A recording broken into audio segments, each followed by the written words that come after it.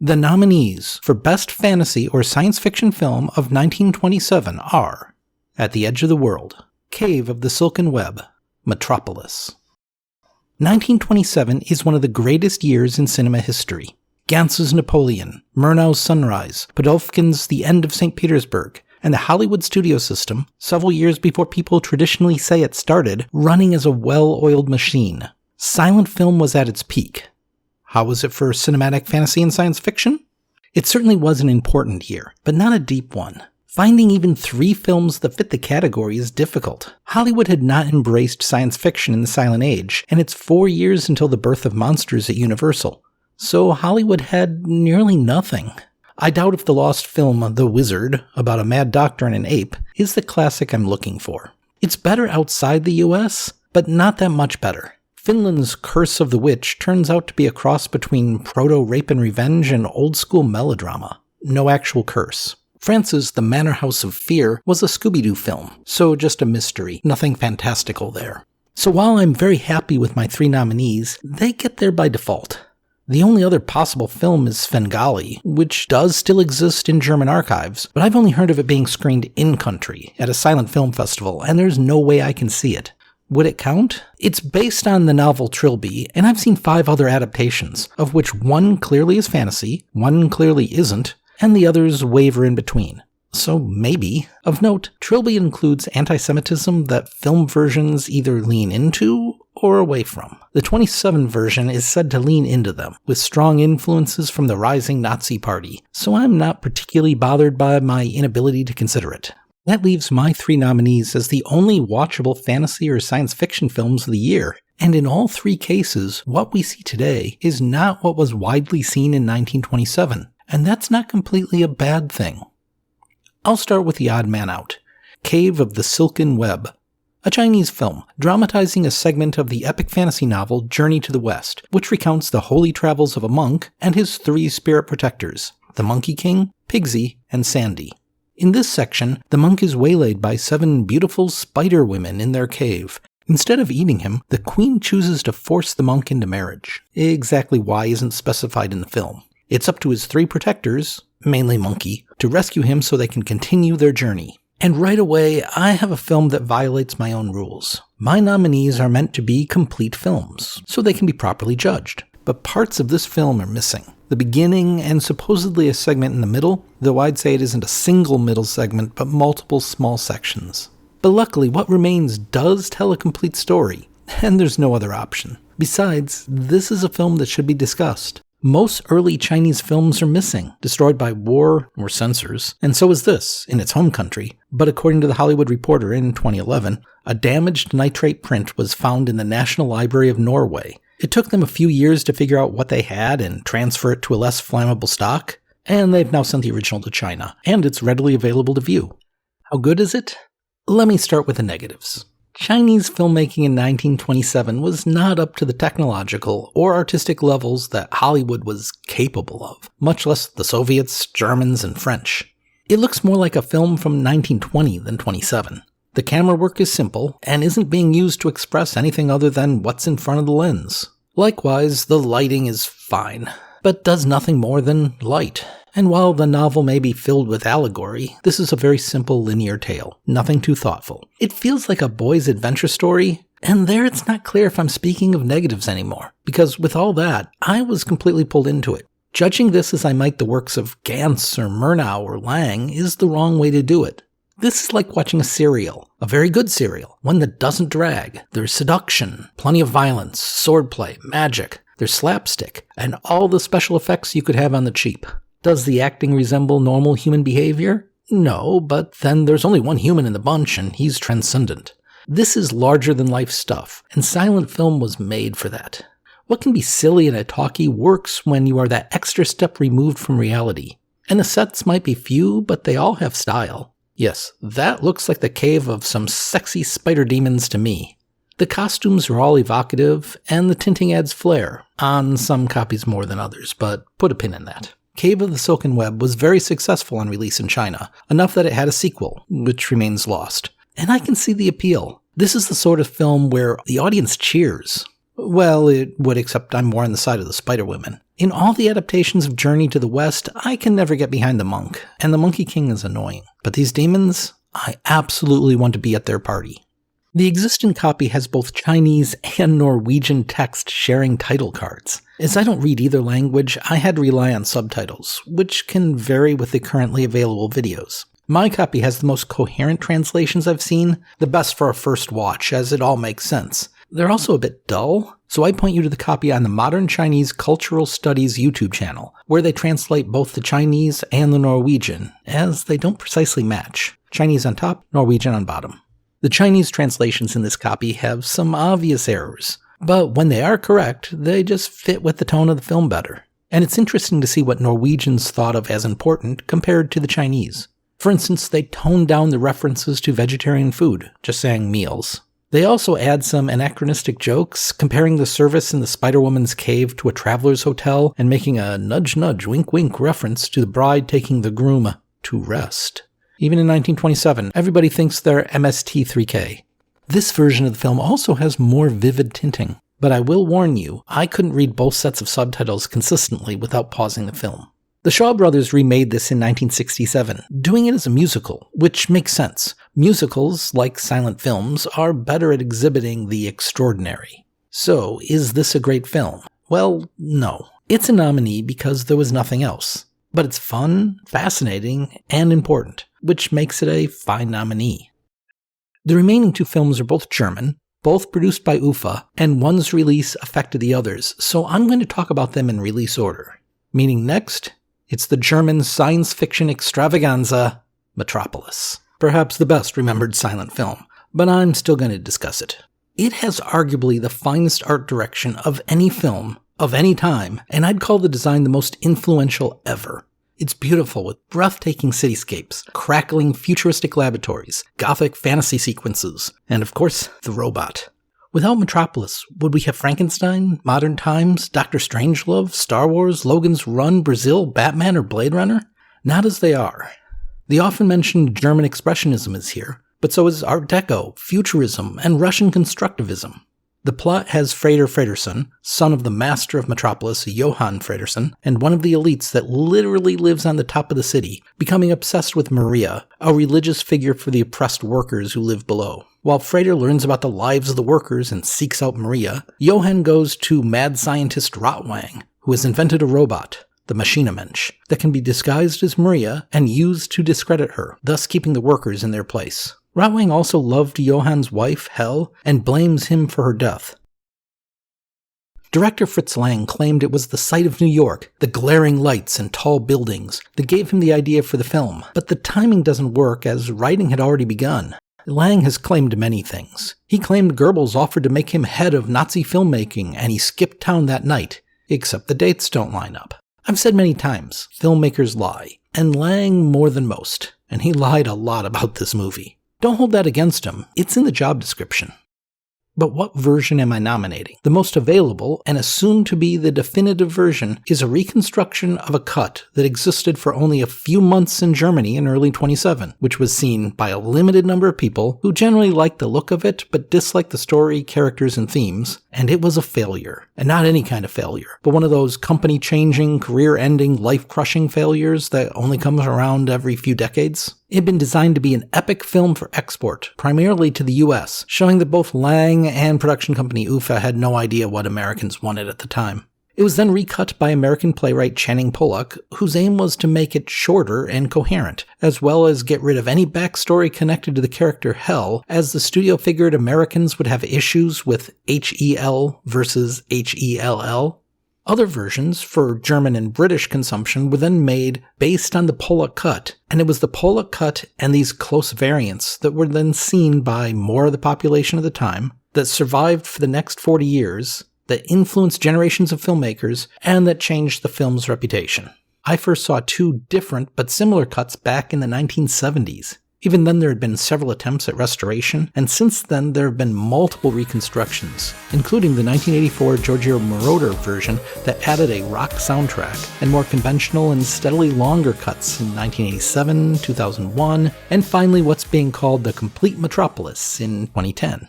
So which film is the real film, and which did I nominate? All of them. I take the somewhat unusual view that what counts is pretty much the same across them all. The longer versions are more Metropolis, but not necessarily better Metropolis. Outside of the hell subplot, the story is pretty much intact in all, even though most of the cuts are to plot and story. I personally have 5 different cuts of the film, and watch them all. The imagery carries through in all versions, and is as powerful in any of them, at least if the print is in good shape. And it's the imagery that matters. And it does matter. Every time I watch Metropolis, and I can't count how many times that is now, those images tell me new tales. And that's true of literally thousands of filmmakers who claim this film as inspiration for their work and career. And those visuals were not easy to create. The extensive special effects had to be done in camera. The multiple exposures involved rewinding the film and re-exposing it 10, 20, even 30 times. The most famous effect is cinematographer Schuften's Schuften process, where the camera is aimed at a surface that is partly mirror, partly transparent glass, thus in the finished shot placing whatever is reflected in the mirror into whatever is behind the glass. So actors could appear to be in the miniature skyscrapers, or model vehicles could appear alongside actors. The effects hold up today, and put many current CGI blockbusters to shame. Watching Metropolis is like seeing all of cinematic art at once. It is a masterpiece, a glorious work of art, but it's not perfect. While it's an amazing film, it also is a bit of a mess. That starts with Gustav Froelich, who, there's no way around it, is a poor actor, and he's more or less the lead. A last-minute replacement, he had some stage experience, but only bit parts in film, and Lang was not an actor's director. He'd torture his actors until he liked a shot, but he didn't know how to work with an actor to create a part. The submissive and reactive nature of Frater doesn't help. And no, his over-the-top style is not just of the times. He's acting next to Alfred Abel, Rudolf Klein-Roeg, Fritz Rasp, and Brigitte Helm, all of whom push far beyond human norms and all do it so much better. Their real skill makes Froelich's failings more noticeable. On the other hand, Helm is magnificent. The plot also has a problem as none of the characters' plans make any sense. Johann, Frater, Rotwang, Maria, not a single one behaving how they should. But perhaps the greatest criticism of the film has to do with its themes, which both now, but more importantly in 27, have been described as confused. I don't think clarity is the issue. Giving it the benefit of the doubt, I'll call it naive. In 1927 Germany, if you are discussing oppressed workers and revolt, you are commenting on communism versus nationalism, and in particular, Nazism. There's no way around it, as that's what the audience would see, and in fact that's how the audiences interpreted it. And if you don't want to choose one of those two, you need clever rhetoric and a strong alternative political statement.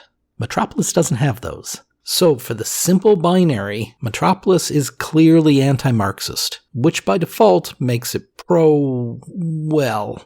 The implications of that have retroactively been laid at the feet of scriptwriter Anne Lang's then-wife, Thea van Harbou, who went on to collaborate with the Nazis during the war, though there is reason to believe she wasn't a sympathizer, so for both her and the film, I'll stick with naive. Lang has said that he was politically unaware, and later that the film meant nothing at all and was silly and stupid, but then Lang lies. Other times he stated it is one of the most important films of all time, and he went back to endorsing it when it caught on with the youth movement in the US. A note on the music. There have been many scores written for Metropolis. Some quite good, others interesting. But I've yet to hear one that equals the original, written by Gottfried Huberts. This was not a synced score on disc or film, but was played by a live orchestra, if you were lucky enough to see the film with an orchestra. Now it's the default on the complete Metropolis Blu-ray. It's grand and powerful and fits the film like a glove. Metropolis excels in its parts more than its whole, but those parts are wondrous and changed cinema forever. My final nominee is At the Edge of the World, a pacifist film and the passion project of writer-director Karl Grun. We're deep in allegory here. There's no concern for reality, as everything and everyone are representatives of concepts related to peace and war. Variety found this to be a negative, but it's a feature. After a montage of the hectic and dangerous world, we're led to a mill at the edge of that world between two unnamed countries. A mill that seems to feed everybody in the nearby village, and by extension, everyone in the world. It's a place of utter peace and happiness, seeming of a bygone age, inhabited by the stoic miller, his hard-working elder son and his pregnant wife, his rash but good-natured younger son, his innocent daughter, and an older woman who's never defined.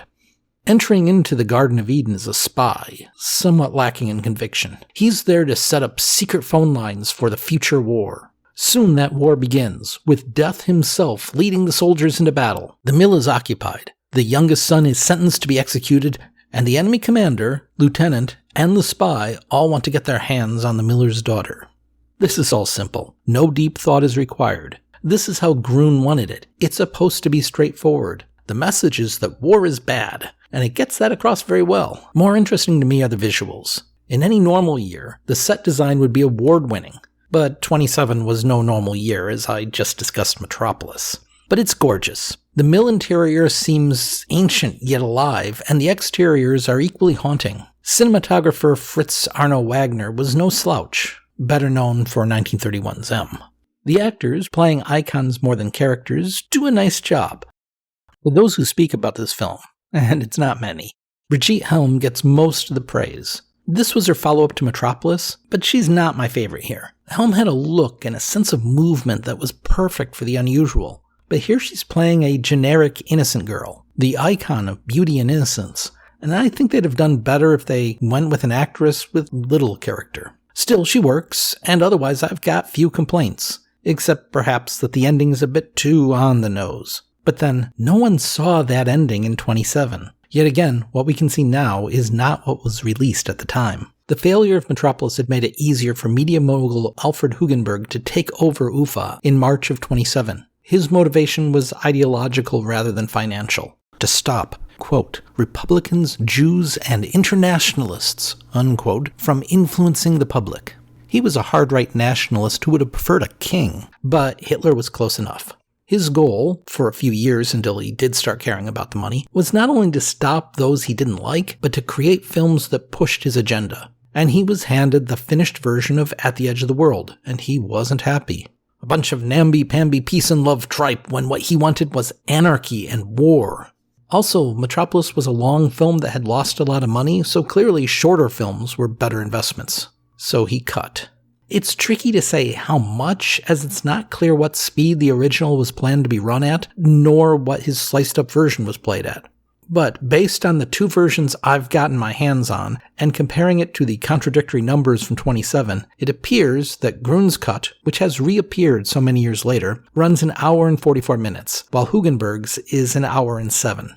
Many of the cuts, and there are so many, are just for time. If someone is walking down a path, Hugenberg's version will lop out a quarter of the steps. Every scene is missing a little bit, and it's distracting. But 3 cuts are clearly due to theme. The beginning montage of the wild world was clipped, including the nude women. The figure of death over the battlefield was also removed, since you don't want war to be a bummer. And finally, the ending. Yes, spoilers. Grun, really out of nowhere, steers hard into Christianity at the end. The miller's daughter has escaped the burning mill with the enemy lieutenant she has fallen for, and who is apparently going to go back to fighting now? Okay. But then we switch to the miller, his elder son, and his very pregnant wife. She gives birth in a scene clearly meant to echo the nativity. The mill's blades stop turning, looking like a cross. And that's good. I think the point was clear without the religious reference, but sure. But then the miller quotes, "Lord, forgive them, for they know not what they do." I think that's overdoing it a bit, but for Hugenberg, overdoing it wasn't the problem. The last thing he wanted was God to be against war. God had to be for war, for Germany to conquer lesser countries. So snipped the entire segment. The daughter and the lieutenant get out, and the end. Did the miller survive? What about the very pregnant woman? If you were in the audience in 27, you'd never know. Grun was incensed and wanted his name off the film, but he was ignored. He also made his grievances public, but that didn't do him any good. He'd end up in England a few years later, and Hugenberg would end up in Hitler's cabinet. And in this case, I don't care what they saw in 27. I'm counting Grun's cut as my nominee. It's a good film that looks fantastic and is worth your time. So with these 3 nominees, which is the winner? The best film of the fantastic of 1927. Yeah, some years you can have drama and mystery. This isn't one of them. The winner is Metropolis. Of course it's Metropolis. It's a work of staggering scope and imagination. Easily a top 10 of the silent era. It's a film that deserves your concentration, but also works when you're distracted. Put it on the background, so whenever you look up, there's something amazing to see. It never gets old. Metropolis, the best fantasy or science fiction film of 1927. I'll be back with the best fantasy and science fiction films of other years, and please like and subscribe as that will help me immensely.